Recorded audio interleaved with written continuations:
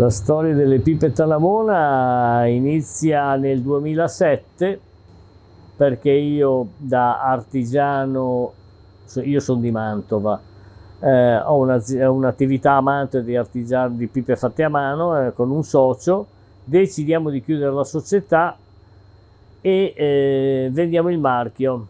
Vengo qua a Varese perché conoscevo un po' nella zona vari fabbricanti di pipe, chiacchierando non chiacchierando ho l'opportunità di rilevare una parte della vecchia fabbrica Rossi e da lì anche l'opportunità di rilevare il marchio Talamona di Cesare Talamona per produrre pipe fatte a mano. Nel frattempo però faccio il conto terzi per aziende tedesche, per aziende straniere di produzione di pipe con altri marchi e intanto preparo il mio marchio Talamona e nel giro di qualche anno riprendo in mano un po' anche il discorso delle fatte a mano, ecco, diciamo. Per il resto la produzione è diventata sia di tipo industriale che di tipo artigianale. Ma questo stabilimento, essendo stato della famiglia Rossi dal 1896 o 94 più o meno, è stato il più grosso stabilimento al mondo di pipe, veramente stato il più grosso, con 900 operai, circa 50.000 pipe quasi al giorno di produzione. E era stato anche descritto come la prima e unica fabbrica industriale di pipe, cioè proprio a dei livelli esagerati. Questo posto qui sarà 6.000 metri di capannoni più o meno, quindi e depositi è enorme, enorme, enorme. E per il resto questa fabbrica qui è molto bella perché è nata nel periodo Liberty, quindi ha tante piccole sfaccettature Liberty in qualche angolo così, c'è un'architettura industriale dietro, è un po' particolare anche il posto dove è vicino a una sorgente d'acqua, sopra una chiesetta dell'anno 1000, in una zona, è un posto particolare. Io ho unito le vecchie attrezzature, cioè il lavoro antico così chiamato, con delle tecnologie moderne che può andare dal laser a controllo numerico, altre sfaccettature. Rispettando gli shape classici, cerchiamo di mettere sempre qualche novità, una ghiera un po' diversa, il colore dei bocchini, una finitura particolare. E d'altra parte non ci si può scostare da quello che è la forma, diciamo, delle pipe classiche, gli shape classici che manteniamo su 12 forme. E sul fatto a mano invece mi sbizzarrisco io perché la radica ti dà sempre le venature particolari o la crosta, anche la forma stessa si elabora essendo fatta veramente a mano, quindi io posso giocare su queste opportunità che mi si presentano.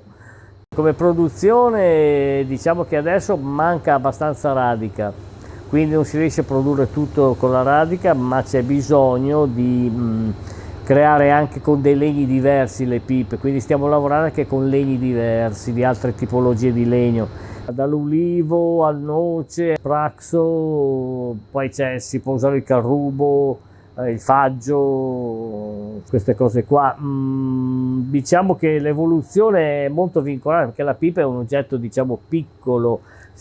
Al momento si sta ancora si è ridimensionata, prima pipe molto grosse.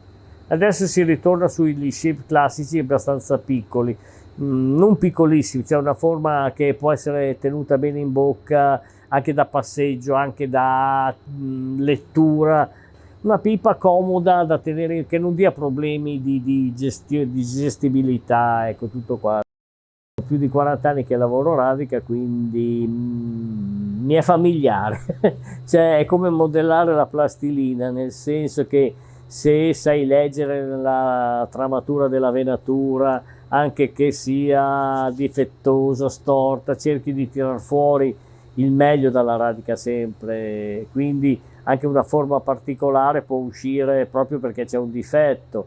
Non usando il tornio, non usando attrezzature che vincolano la produzione della pipa, cioè quindi le pipe quelle proprio di shape classico, il fatto a mano ti permette di giocare con queste venature qua, con queste croste, con queste inclinazioni che prendono vita, oppure un difetto e devi tagliare la canna e poi aggiungi un pezzo di bambù, un pezzo di un altro legno, una ghiera sia d'argento che di altri materiali. E quindi la pipa nasce strada facendo, la crei proprio, la customizzi proprio, quindi per me è un sano divertimento quando mi metto a fare queste cose, ci gioco proprio con la radica, ecco. E tendenzialmente io faccio pipe sostanziose, un po' grosse, ecco, diciamo, la pipa piccola a me riesce male, quindi tendenzialmente tendo a fare sempre una pipa robusta, chiamiamola così, e è la venatura che mi dà lo shape sul fatto a mano. Non mi sento così, mi sento un artigiano, mi sento un artista, come maestro. Il titolo maestro è uno dei titoli che mi dà più fastidio quando mi sento dire alle persone maestro, maestro di cosa? Io sono un artigiano, lavoro il legno come un altro fa il calzolaio, cioè la stessa, come uno lavora una macchina da corsa. Sì, Ferrari è stato Ferrari, ma chi ha lavorato è stato un meccanico alla fine, quindi la parola maestro lo lascio chi è veramente maestro.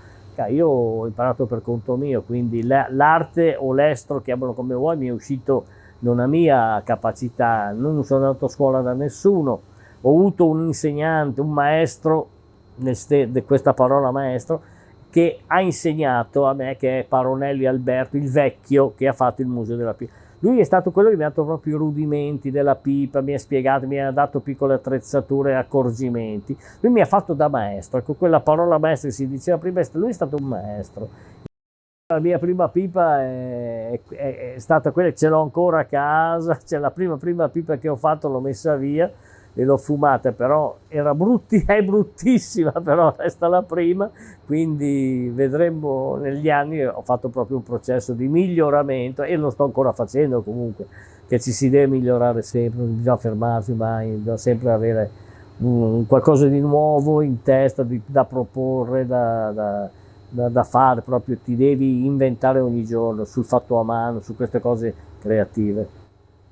E adesso uno che vuole imparare a fare pipe, basta che vada su YouTube, ci sono i tutorial, sono tutti fenomeni, ecco, diciamo, c'è da ridere anche su queste cose qua. Poi, senza contare i social che spiegano, quando io ci faccio quelle risate sopra, perché vedo che proprio...